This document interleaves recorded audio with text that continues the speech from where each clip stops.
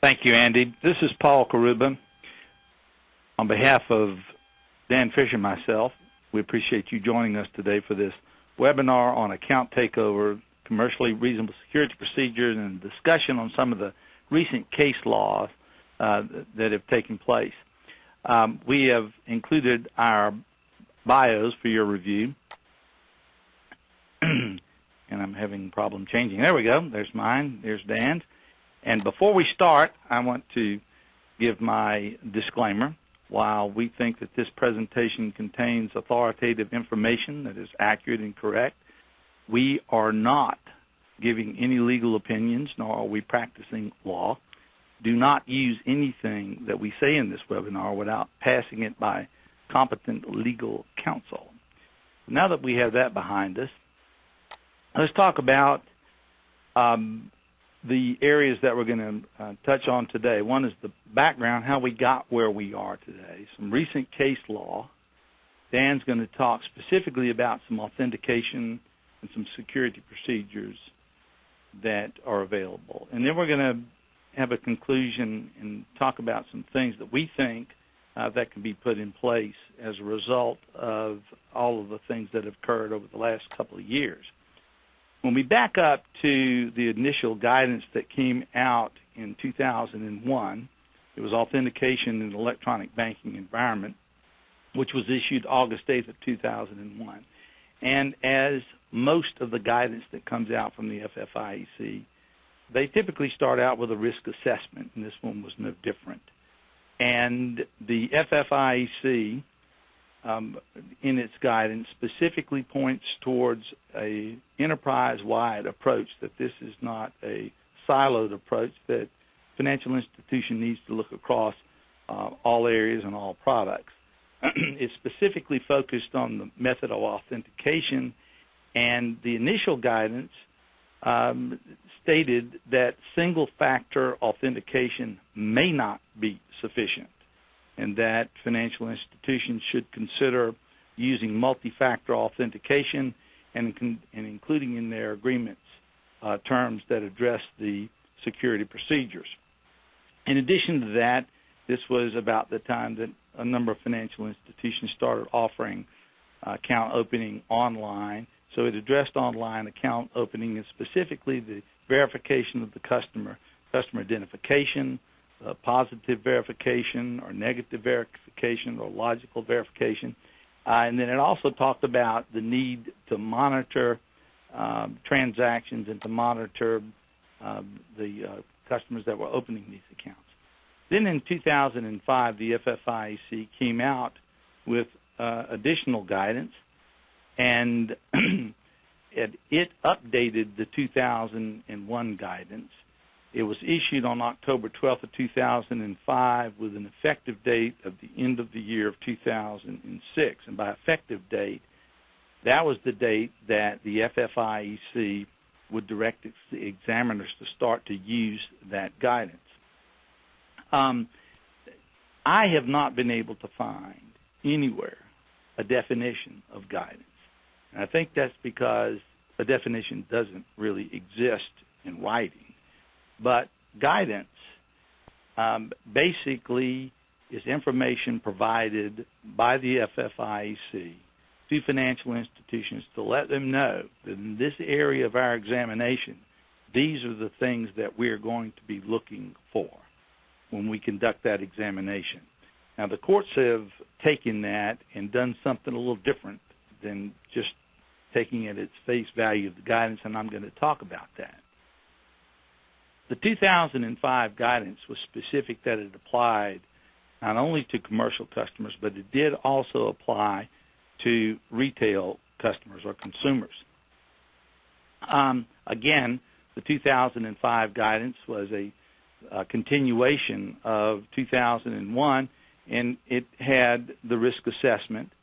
In 2005, as opposed to saying that it may not be adequate, it stated specifically that single-factor authentication was inadequate for high-risk transactions, and those high-risk transactions being defined as access to personal non-public information and the transfer of funds to a third party. The guidance specifically stated that the financial institution should use an effective method of authentication and that the authentication should be appropriate to the risk.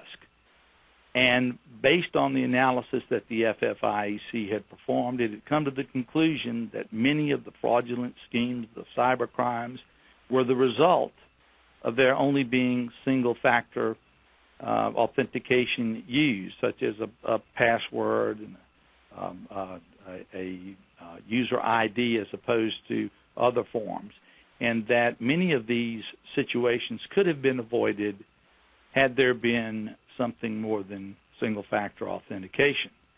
And so the conclusion that the 2005 guidance came to was that for high-risk transactions, financial institutions should implement multi-factor authentication, layered security, or other controls to mitigate the risk. The guidance did not require that the financial institution use multi-factor. For example, it said that single-factor was not sufficient and that financial institutions should implement or consider multi-factor, layered security, or other risk mitigation depending upon the specific risk.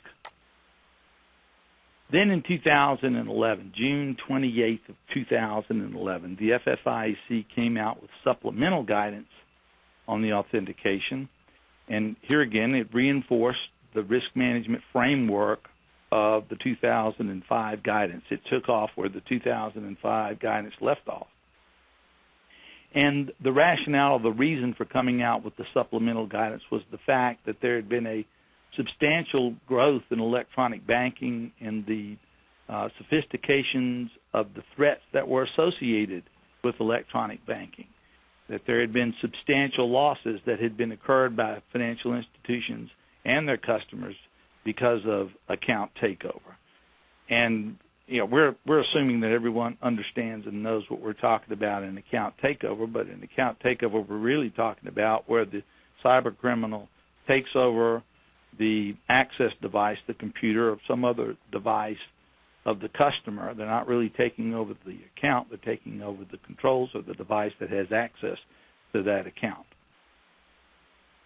And, of course, the other rationale behind the supplemental guidance and the purpose for that is that to emphasize that effective security is essential for financial institutions in these high-risk transactions. Again, the guidance focuses on the risk assessment, and it reiterates the 2005 guidance to perform those risk assessments, and that there should be a review of the existing risk assessments prior to implementing new services. And at a minimum, every 12 months, the financial institution should go back and visit their security procedures and their authentication procedures that are used, and certainly any time that there's implementing new products and services.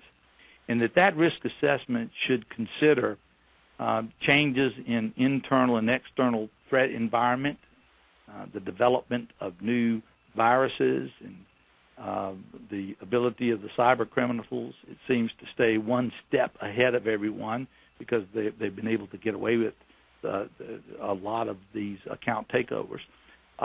It should also take into consideration the change in the customer base. If the financial institution is moving more from a retail customer base to a larger commercial customer base, it should also look at the changes in functionality that the financial institution is offering through its online banking products and access to the accounts and services that it has.